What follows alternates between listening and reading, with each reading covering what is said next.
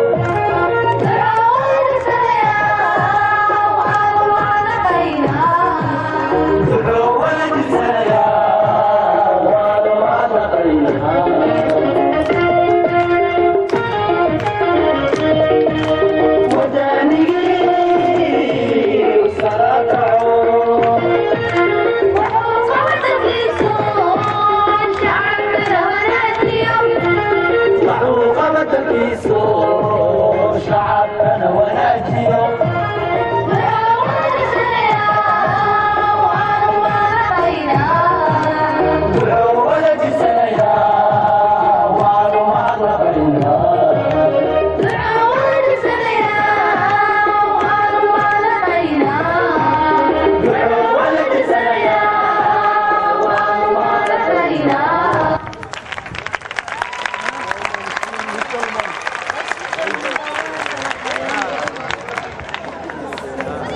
ducuu wada tirsanayaa waanu mahadnaqaynaa waanu mahadnaqaynaa qofku wanaag sameeyo cid walbay ahaato wanaagga uun baa loogu mahadnaqayaa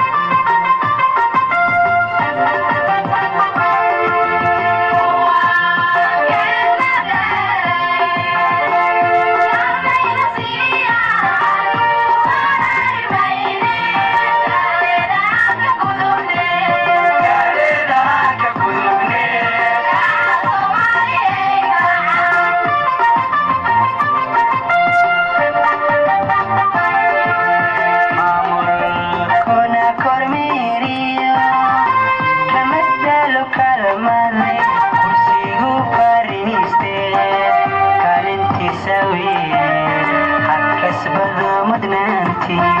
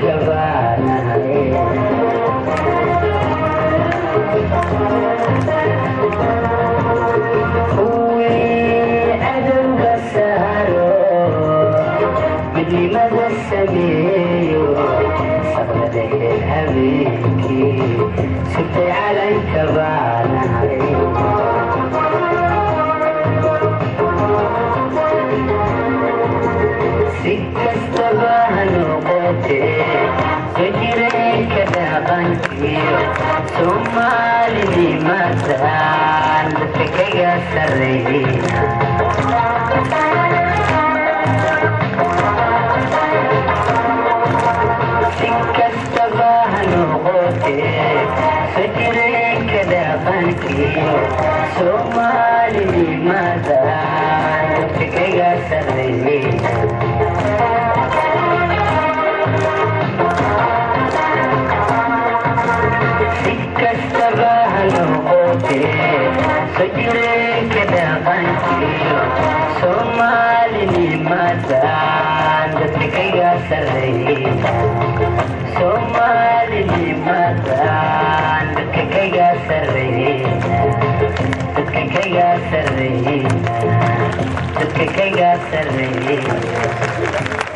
waxqabadkii ugu horeeyay aan dhigi karno gudoomiyaha degmada iyo maamulka degmada ka jira maxaa intii joogeen waxyaabihii ay ku guuleysteen waxaa ka mid ah kulamo dib u heshiisiin ah oo ay sameeyeen maamulka degmada Warshiiq oo ka dhacay xaruntan degmadan aan joogno iyo tuulooyinka qaar oo maamulku uu gaaray oo maxaa maamulku uu gaarsiinayay maamulka jira iyo maxaa in ay dad walaala ay wada daga tuulooyinkaas oo ku dagaalamayay ilaa dhowr sano dhul ay isku haystaan iyo meelo kalaba iyo waxyaabo kalaba ay markaas dib u heshiisiin ay ka soo sameeyeen maamulka degmada Warshiiq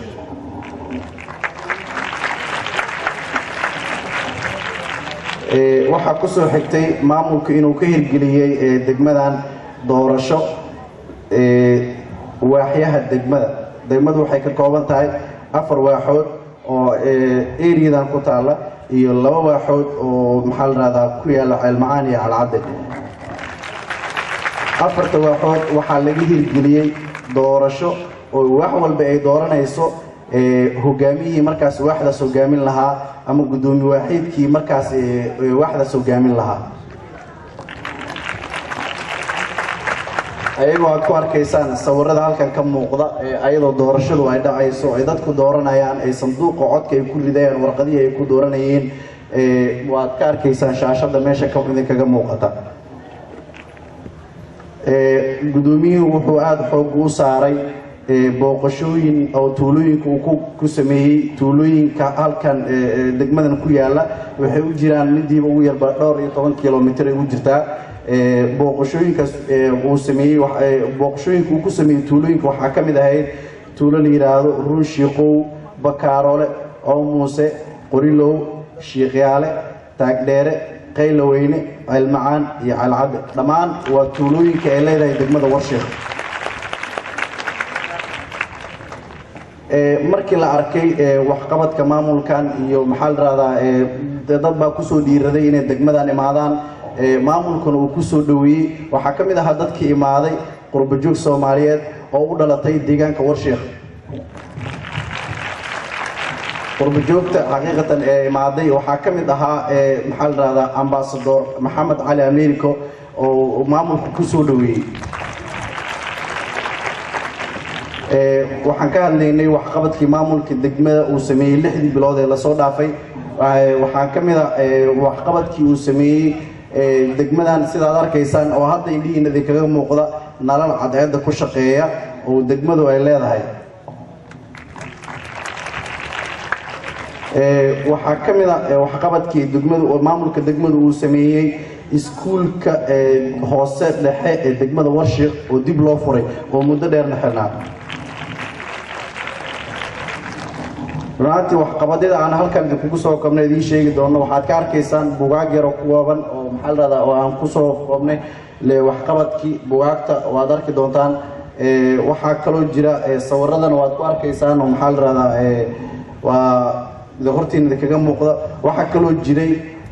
maamulka degmada Warshiiq markii uu imaaday xil wareejinta waxa ka mid ah khudbada gudoomiyaha inuu sameyn doono wadada u dhaxaysa degmada Warshiiq ilaa iyo maxaa xamar ama ilaa iyo waxaan dhigi karaa intii ay degmada Warshiiq ka kooban tahay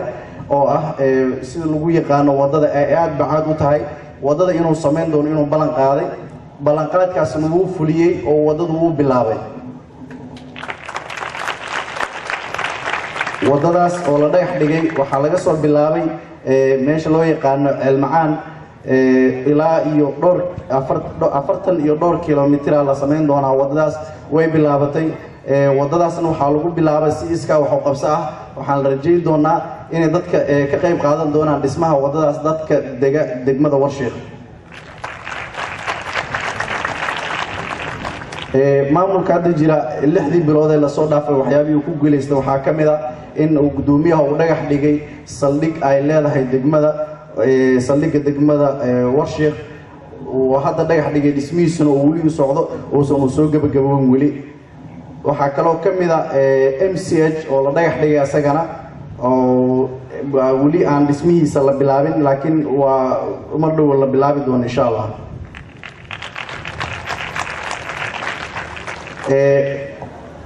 waxaan rabnaa intaasoo kooban waa waxqabadkii aan soo koobnay oo aan isdhahnay maxaa la radaa intaasaa ugu muhiimsanayd maamulka hadda jira oo hogaamiyo gudoomiye kolonel Axmed Xuseen Axmed Shiidka waxyaabihii ku guuleystay oo maxaa la radaa dadka waxaa ka mid ah maxaa la radaa hanashada ama kalsoonida bulshada degmada Warshiiq kalsoonidaasna waxa uu ku gaaray inuu la fariisto la sheekaysto maxaa la radaa ay baahidooda soo gudbiyaan baahidii markaas si degdeg wax looga qaban kara looga qabto tii markaas loo raadin karana in maxaa la radaa gacmo kale loo raadina oo meesha ka gashaba uu ka doono intaas waxay ahayd wax qabadkii kooban aad u mahadsantihiin wassalaamu calaykum waraxmatullaahi wabarakaatuh ومسيحي عبد الله عمر محمود كاليها مامل كدقمة ورشيخ أنا عاو مرتضى ونهاي مرة الدين لقاها الله وحقبض يهرمر حق بالشدة ولو حنكو جرنا كالنتي قضبضها قيبها أرد بالشدة مامولة الدقموين كأي مرتشرف تكرا أوجد بدورنا بلس انت أصبح كور رئيس الدقمة هذا أنجوغنا ورشيخ عاو وتاريخ فوق له dhinaca fidinta diinta islaamka iyo xadaarada xagga ilbaxnimada waxay haddana taariikh ku leedahay waa meeshii ugu horeysay ee lagula dagaalamo gumaystihii Soomaaliya soo weeraray sanadihii 1885 bilowgeedii nin cadaan ah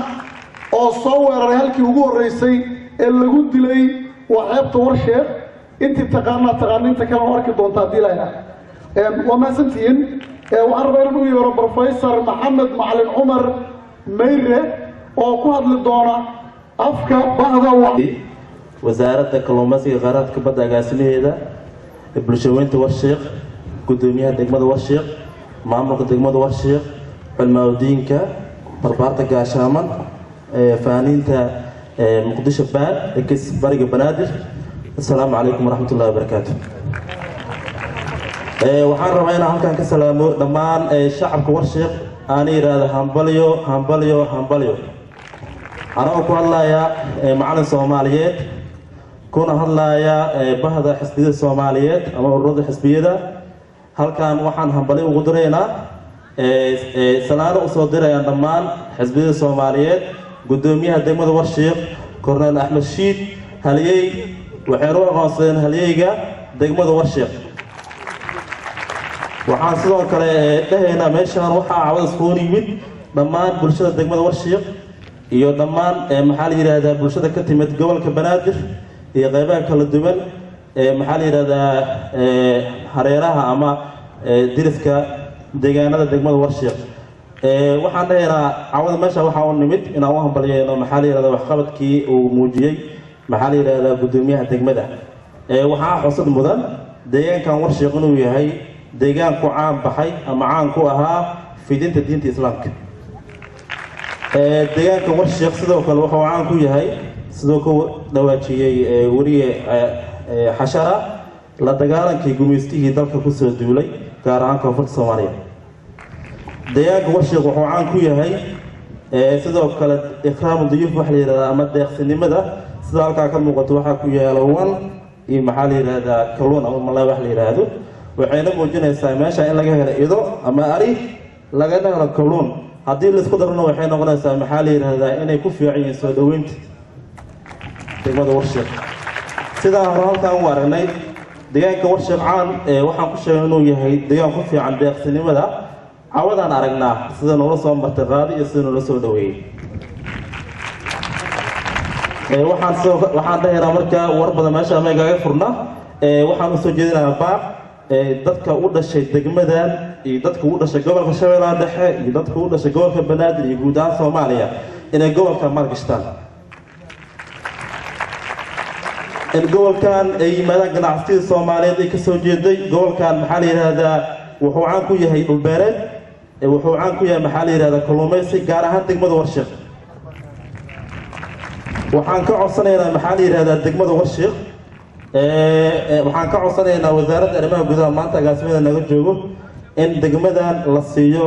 kaabayaasha ay u baahan tahay maxaa la yiraahdaa arrimaha bulshada wax u tari lahaa sida in la dhiso maxaa la yiraahdaa iskuulaad in la dhiso caafimaad free ah ama bilaash ah iyo in kaabayaasheeda kale u baahnaad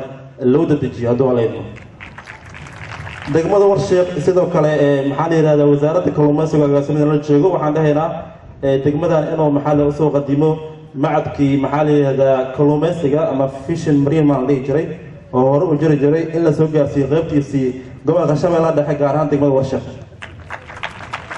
aad ayuu mahadsantihiin wassalaamu calaykum waraxmatullahi wabarakaatuh salaam gudoomiyaha degmada agaasimaha guud ee wasaaradda arrimaha gudaha agaasimaha guud ee wasaaradda kalluumaysiga kheyraadka badda gobolka dhammaan martisharafta kale bahda warbaahinta si gaara kooxda Muqdisho Baan oo runtii ah dad dhalinyaro ah oo leh mustaqbalaad dheer dhinaca fanka dhammaan waxaan leeyahay habeen wanaagsan intaas kadib waxaa runtii waxba meel kaga sii taagtaagtay horey haddii aan lahayd waxqabadkii koobnaa oo hadda halkaan aan u joogno 6 bishii Janaayo laga soo bilaabo bishii Juulaay runtii degmadan waa degmo ay ku dhan yihiin 3 qaybood ee wax soo saarka haddii aan lahayd dhinaca badda oo kheyraadka nool ay ku jiraan sidoo kale dhinaca beeraha oo aad arkaysaan ayada naftigeeda daaqsin inay leedahay cagaarkan waxaa u sii dheer xoolaha aad u jeedaan gadaashayda marka astaamahan oo dhan waxay muujinayaan waxyaabaha oo ku dhan degmadani waxaan u dhaafi doonaa gudoomiyaha iyo dadka kale oo iga dambeeya in wax walba ay sii faahfaahiyaan balse waxaa lama huraan ah inaan halkaan ka sheego in muddada yar oo kooban oo gudoomiyaha uu joogo degmadani waxyaabo aad u badan ayuu suubiyey oo taabanaya nolosha bulshada degmada ku dhaqan haddii aan xuso waxaa ugu muhiimsan nolosha waa dhinaca biyaha runtii waxaa suurto gashay inta uu joogo gudoomiyaha in tiro ilaa ceelal 6 ceel ah in la gaarsiiyo horumar haddii ayna ahaan lahayn gudoomiyaha iyo furfurnaantiisa iyo waxqabadka oo la yimiday ma suurto gasheen in ilaa iyo bulsho ka badan 6,000 oo qof inay gaaraan biyo oo ah aasaaska nolosha intaas waxaa dheer dhinaca amniga waxaa ugu muhiimsan waa inaad dhistid waxyaabaha aasaasiga u ah oo looga qaban karo dhinaca amniga waxaan arkaynaa in maanta saldhigga degmada uu dhammaystiran yahay waxyaabo kaloo badan oo ayadana faahfaahsan gadaal ayaan kaga sheegi doonaa balse waxaan leeyahay erey kooban oo caawa dhan igu soo noqnoqonayay kooxda gaar ahaan barbaarta gaashaaman degmada daafac ayay rabtaa duraamo iyo kala dambeyn runtii waa ereyo dhan sidoo kale degmada ha hayso ku dadaala dulmi iyo xisbi iska tiid ciidana kaas waxay toos ugu socotaa gudoomiyaha intaas kadib waxaan leeyahay marba mar kala dambaysa kasii macaan nagee allah mudnaantii okay waxaan dhamaystiri doonaa mubaarada gaashaaman waxaan leeyahay dhammaantiin mar kale habeen wanaagsan runtii waqtigan waa waqti sii gabagaba ah waxaan leeyahay waa mahadsantihiin si gaar ah waxaan rabaa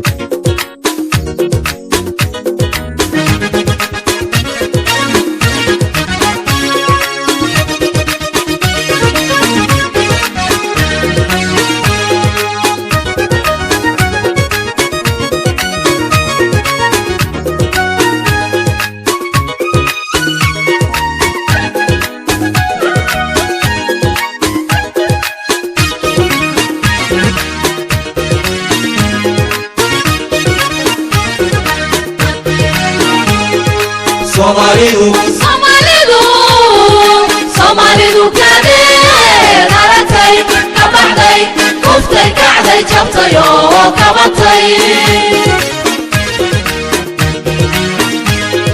Somali